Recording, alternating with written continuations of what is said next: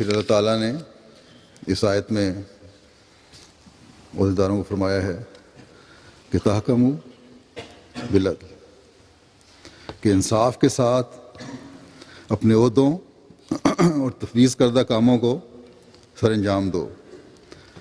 اگر عدل نہیں ہوگا، انصاف نہیں ہوگا، خیش پروری ہوگی یا قرابت داری کا لحاظ رکھا جائے گا، یا ایک کارکن سے ضرورت سے زیادہ باز پرس اور دوسرے سے بلا ضرورت صرف نظر ہوگی، تو انصاف قائم نہیں رہ سکتا۔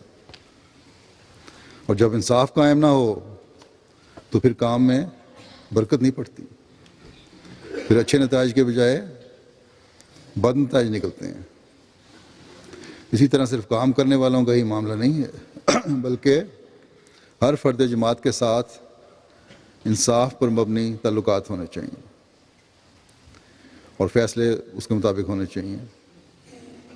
یہ نہیں کہ فلاں شخص فلاں کا دوست ہے یا فلاں کا عزیز ہے یا فلاں خاندان کا ہے تو اس سے اور سلوک ہو اور دوسرے سے اور سلوک۔ تو اگر یہ باتیں ہوں تو یہ چیزیں پھر جماعت میں بے چینی پیدا کرتی ہیں۔ اسی طرح جب خلیفہ وقت کی طرف سے رپورٹ کے لیے کہا جائے تو پھر رپورٹ بھی صحیح ہونی چاہیے۔ حکم تو تحکموا بالعدل کا ہے، لیکن خلیفہ وقت کو اگر غلط رپورٹ ہوگی تو خلیفہ وقت سے بھی غلط فیصلہ ہو جائے گا، اور غلط فیصلہ کروا کر اسے بھی اپنے ساتھ گناہ گار بنا رہے ہوں گے اور خود تو خیر بن ہی رہے ہوں گے۔